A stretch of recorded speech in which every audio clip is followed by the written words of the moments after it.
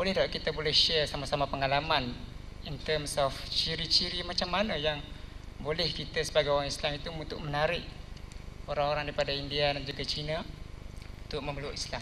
Maknanya kalau boleh kita share pengalaman. Yang kedua, boleh tak cuba jelaskan apa itu kaitan gejala sosial hari ini dengan bertambahnya kemurtadan orang-orang Islam? Apa kaitan?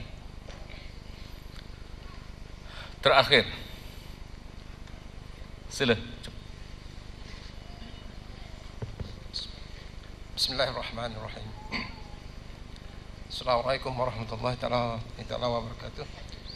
Saya Muhammad bin Cik Abdul Rahman dari Kampung Kaum Padak ingin mengemukakan satu soalan, iaitu sejauh manakah benarnya apa yang selalu kita dengar bila seseorang itu memeluk agama, contohnya agama Kristian, mereka ini diberi dengan pelbagai kemudahan yang mana sebelum itu mereka ni tidak pernah diberi kemudahan-kemudahan sebagaimana yang diperkatakan itu. Sekian, terima kasih. Terima kasih kepada semua yang bertanya. Saya senaraikan di sini ada 12 soalan yang terkumpul dengan masa yang lagi terhad. Sekian lagi lemahlah pengurusi nak memberi ruang untuk dapat menjawab segala persoalan yang ditimbulkan.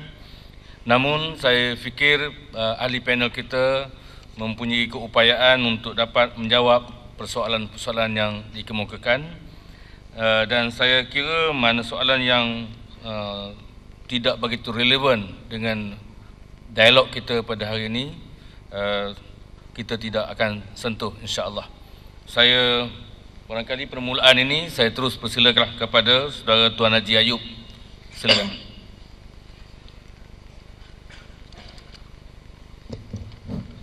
Terima kasih Tuan Pengerusi Majlis dan tuan-tuan dan puan-puan sekalian. Terima kasih atas soalan-soalan. Saya terus ke soalan tentang holy water. Holy water itu mazhab Roman Catholic. Mazhab Roman Catholic bila dia buat holy water, dia bawa air dari pipe.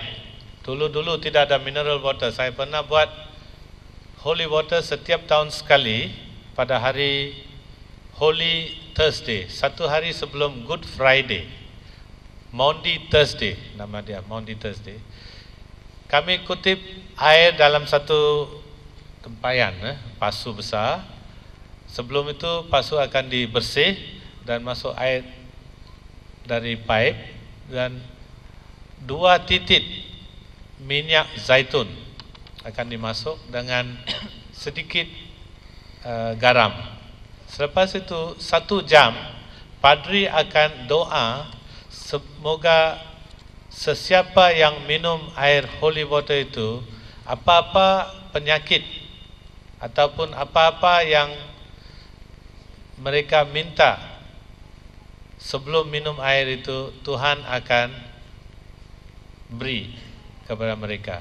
So holy water is something only for the Christian. Saya tidak faham kenapa orang-orang budak-budak Islam meminum holy water. Mereka dipaksakan, mereka betul-betul haus, tidak ada air lain. Saya tidak faham. Tapi yang saya tahu, yang diberi oleh kawan-kawan mereka di universiti itu bukan holy water. Walaupun mereka kata holy water, itu pil hayalan campur dengan air. Sebab mereka mau bawa budak-budak kawan-kawan Islam itu ke Singapura supaya daftar di MCA, Muslim Christian Association, supaya dapat wang ringgit 3,000. Itu air bukan holy water, walaupun mereka kata holy water. Itu dari segi mazhab Roman Catholic. Dan kami di mazhab Roman Catholic tidak disuruh beri holy water kepada sesiapa yang belum masuk agama Kristian. Tidak boleh diberi kepada sesiapa. Itu holy water untuk orang-orang Kristian sahaja. Tidak ada seorang padri pun yang boleh izin holy water dari Roman Catholic Church diberi kepada orang bukan Kristian sebab mereka anggap orang yang bukan Kristian itu sebagai orang kafir. Tidak boleh. So, okay. Nombor 2, tentang kursus-kursus untuk saudara kita. Kami selalu jalankan kursus-kursus di Sarawak. Tetapi yang datang, semua yang baik-baik saja datang. Setiap tahun muka sama saja. Orang yang tidak pandai belajar solat, tidak ikut ajaran-ajaran, susah mau bawa dia ke kursus-kursus. Sebab itu saya fikir sudah masuk Islam, kita sendiri pun bekerja sama. Itu tanggungjawab mau cari ilmu itu bukan saja kerja ustaz-ustaz ataupun orang pihak Jabatan Agama Islam sahaja. Setiap orang yang sudah memeluk agama Islam dan setiap orang Islam mesti mau cari ilmu. Kalau tidak ada di negeri sini, hingga ke negeri Cina boleh cari ilmu. Lagi satu soalan tentang John 3:16. Kalau orang yang selalu tengok dalam TV WWF, World Wrestling Federation, itu satu cara dakwah juga. Walaupun mereka itu tidak macam orang-orang yang selalu pergi gereja, mereka dibayar oleh gereja supaya promosikan Bible John 3:16. Apa arti John 3:16? Kalau kita buka New Testament, dalam Bible ada Old Testament, New Testament. New Testament John 3:16, sana kita boleh baca dalam bahasa Inggeris, for God so loved the world that he sent his only begotten son to save the world. Dalam arti kata, Tuhan hantar Nabi Isa sebagai anak dia. Surah Taubah kalau kita baca, ada lagi sekali disebut Tuhan itu, Allah Subhanahu wa Ta'ala sebut, yang paling sedih bila orang panggil dia Tuhan itu ada anak.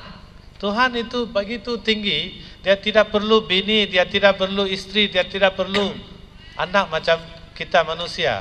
Itu satu kehinaan kalau orang kata Tuhan itu ada son. Sini dia kata supaya orang-orang Islam yang baca itu hafal-hafal, satu hari nanti dia pun keluar dari Islam. Itu tujuan mereka. Tapi banyak budak-budak remaja-remaja tidak tahu, selalu tengok John 3:16, Steve Austin, tidak faham. Tapi ini cara mereka buat promosikan Bible. Tentang Soldier of Christ dari segi mazhab Roman Catholic, kita lebih kurang dalam 12 ataupun 13 tahun kami di-confirm oleh bishop, dan bila di-confirm kami jadi mata dan telinga untuk padri. Contoh di Bukit Mertajam, padri itu ada 2, tapi banyak tugas dia. So kami jadi mata dan telinga padri-padri sebagai tentera Kristus. Kami pergi ke hospital-hospital, ambil nama berapa orang di dalam hospital orang Kristian ataupun mazhab Roman Catholic. Apa mereka perlu? Kalau mereka itu tidak ada keluarga, perlu yang penting, kami tulis nama, ward, katil, nombor katil, beri kepada padri, dan padri akan bawa apa-apa yang kami senaraikan. Itu dari kebajikan yang dimainkan oleh gereja. Mereka perlu banyak tentera-tentera ataupun pengikut-pengikut yang jadi telinga dan mata untuk padri-padri. Dan lagi satu, kami juga pergi ke rumah-rumah Sri Kenangan, rumah-rumah warga-warga tua. Kalau jumpa orang-orang Kristian di sana yang tidak cukup perlu apa-apa, kami tulis nama dan beri kepada padri. Itu dari satu. Dan juga kami tolong jual